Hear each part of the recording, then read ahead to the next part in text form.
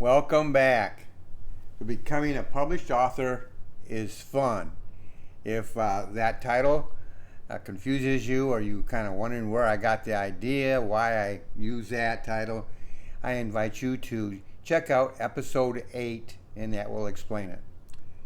We are in actually episode 16 right now, and we are looking at the mission.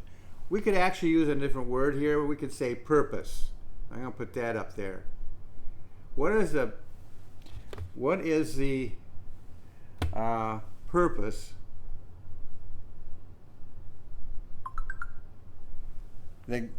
why did God call you? Why did he call you to do this particular thing? Let me move this over here a little bit. So it's either a mission, purpose, motive. Why are you a writer? Why do you want to write? What is driving you? What is your, like I said, your motive? So that is saying, and we could also say your message. What is your message? And that's what I'm going to use here for the message. My message, basically, I'm going to use myself as an example. So I want to caution you right here now. Please do not think that what I'm going to talk about here is what I want you or I'm teaching you to do. No, I am using this as an example of how God worked in my life and could work in yours. But he has a purpose for you, and that will determine what hats you wear. I'm going to be talking about hats here in a minute. So what is my message? My message basically comes down to the gospel of Christ. Now, you may never see that in any of my books. You do, but not. There are some that you won't see it in, especially my novels, because my novels are about every one of my novels at this point in time are about Old Testament people. So there would be no gospel of Christ mentioned, but that's where my message is to get that out to people, a Christian worldview and things of this nature. I want people to become acquainted with God.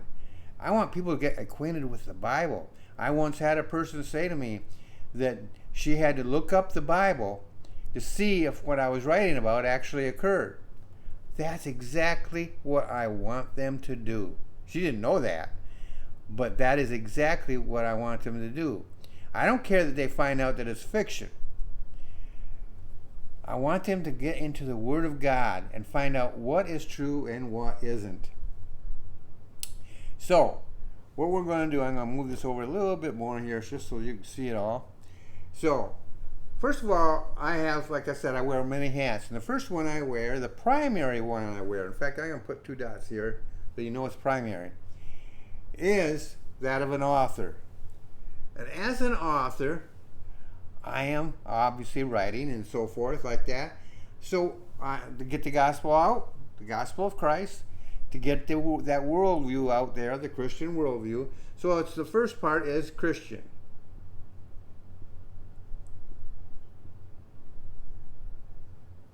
And I already mentioned about the Bible, so I want it to be biblical.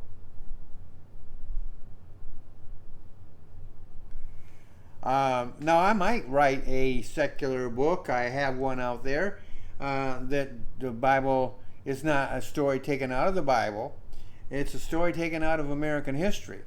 But it's also related to my own ancestry.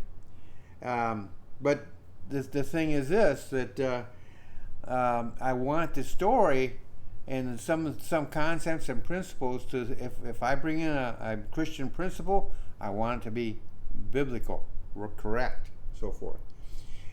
So I also write in the way of history. I love history. My fascination with the Bible started before I ever got saved, and it was primarily because of my love of history. So I love history. So we'll put comma there, comma there. Another thing is I teach. Now, not a formal teaching as sort of that you might consider this. It's more of a, I teach through my writings. I teach through the examples of the people I write about, and so that's my hat here as an author is to teach by giving examples, giving people, bringing them to life so that the reader can actually draw principles on their own. They may even draw principles that I don't even realize I wrote that are in there, but they can draw. They bring them alive. I had somebody once tell me that I bring the story alive. I bring the characters alive, the events alive, and that is something I try to do as an author. So Christian, biblical, history, and teaching, these are all personal to me, not necessarily to you. So that's my first hat, my primary hat. I have a second hat, which is almost primary because it is, this one here, actually this is primary and it covers both personal, and I'm going to just so that this is number 3. We'll make that 3 dots, and this one is going to be 2 dots. Why? Because teacher and coach, which I'm going to get to in a minute, these are things that I do through the business, T&R Independent Books, and through BAT, which is Basic Authors Training. The idea is to train people to be authors. Now, God may have given you some gifts at your natural birth, and when you got saved, He may have given you more gifts. In fact, I know He gave you at least one gift, and possibly others. Whether they are associated with writing or not, I have no knowledge of that. But He's gifted every one of us in one way or another. But He may have also gifted you in the area of writing and called you to write. So if He's called you to write, He's got that purpose up here. Whatever that purpose is, He's got a purpose for why you have been called to be a writer. And so I want to, as a teacher, it helps draw that out on you, but it also helps you to learn the basics. Now those basics can involve such things as grammar, spelling, punctuation, things of that nature. But it may also go further. In fact, it does. It gets into building scenes. Scenes can be divided into 3 parts. And there's a start, a middle, and an end. And it gets into that. It can get into chapters. It can get into character building. It can get into subjects that you normally don't think about, like artificial intelligence. Now, you might think about it no more now because it is becoming a rather popular thing that you see more and more even in the news. But artificial intelligence, or AI, is fast becoming an influencer in the literary world. And it's something we have to know about and be alert to because it's good. There are some good aspects to it, but it is also bad because there's some bad people out there who will use AI in the wrong way. One of the things they can do, and it has already happened, is that they, through AI, somebody else could take me, study my writing and everything, and write a book, say it's by our Frederick Riddle, and then they sell it. They make the money because people thought I wrote the book, and I had nothing to do with it. They can do that, and I would even have a trouble. Reading that book, I might say, "Well, that certainly sounds like me, but I never wrote this." AI is powerful, and I will have to constantly be upgrading that, and that is one of the things that, as a teacher, I will alert you to, and I'll talk about this a little bit more later. But so the basics, and then we have the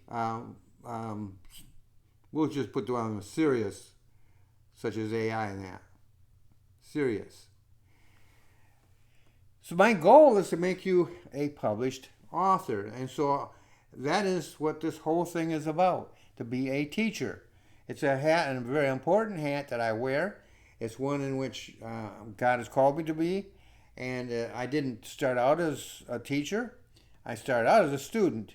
And by studying, I saw early on that if I studied like a teacher, I learned more. That's when I started that, and I think that's when I really began to work towards becoming a teacher. The next one we'll also call 2 dots, because that's a coach. Quite often, I will put these like a slash in between the two of them, teacher, coach, because I do both. We have a two-tier system for teaching and coaching you. And so I coach you, and I use one-on-one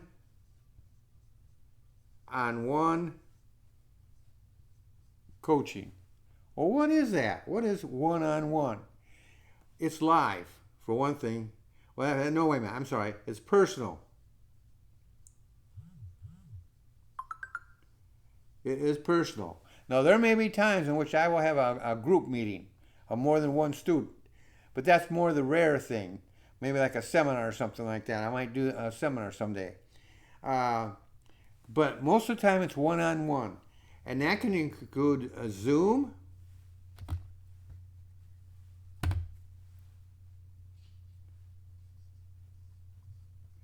which is live. It can be video, which is what I'm doing right this moment. It can be through posts. I could, now you generally speaking, my posts are to people who are interested. But I could have a post that goes out and it's meant for my class, my students. I could actually do a post for them. I can also do email to alert them. I might have a change in AI. Remember I said I'd take it back to AI? AI might make a major change, something new that they need to know. And so I go back, I go back to that lesson that's on AI, and if that student is already passed or isn't in that lesson or is already past that lesson, they need to know about it. And I will give them a reference so they can go back and reread that lesson because I've had to change it, upgrade it to reflect that new material. And now students not having read that, got that far yet, they don't need that information. But I can email certain students and let them know. Another thing is the phone. Now I don't use the phone as very often. I have my own coach, and I believe we've communicated once or twice by phone. But phone is not the best way. There's too much opportunity there. There can be some static on there, and you may not can just change the slight hearing of a word, and so it can be misunderstood. It's not my favorite, but it can be used. And so here you have 1, 2, 3, 4, 5 different methods that I have available to me to do one-on-one with you. And so that is what I do as a coach. And the idea is for the coach and the teacher, the same goal is to get you to be a published author. And so that's another hat I wear. Okay, here's another hat I wear. Publisher. Now I'm going to give that 1 dot because that does pertain to you, but it's not like teacher and coaching does. Publisher is where I publish your book. And so I'm an indie publisher. What does that mean? It means I'm independent. And you are an independent author. If you're coming with me through this whole system, you're coming with me, then that means you're an independent author. And the only difference between an independent author and an independent publisher is that you have chosen me as your publisher to do what you would have had to do for yourself. Put it another way, I do the work for you so that you can invest your time, energy, your knowledge, whatever, into what you love to do, which is writing a book. So I'm doing it for you. I'm doing the work for you. And so that has become an extension of you. So the indie publisher is your servant, if you will. I'm doing it for you. And a publisher has to do something that needs to be honest. Needs to be truthful.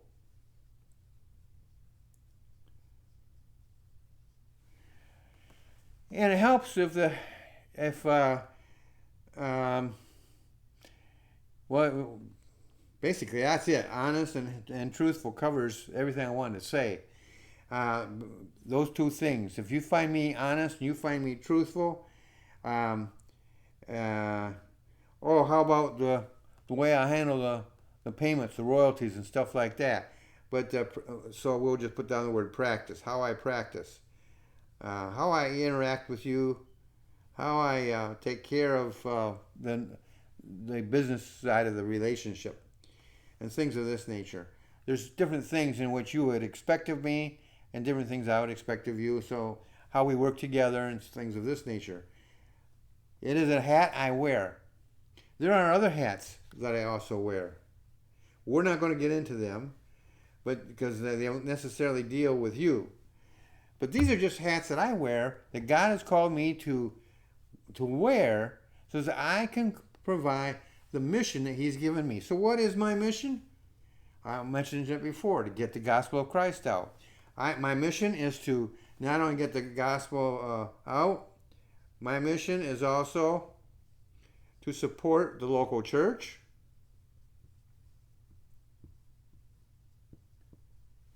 missions, benevolence, where I help other Christians. I may have spelled that wrong, I'm not sure. There are other areas in which I might be helpful. Benevolence can be a lot of different things.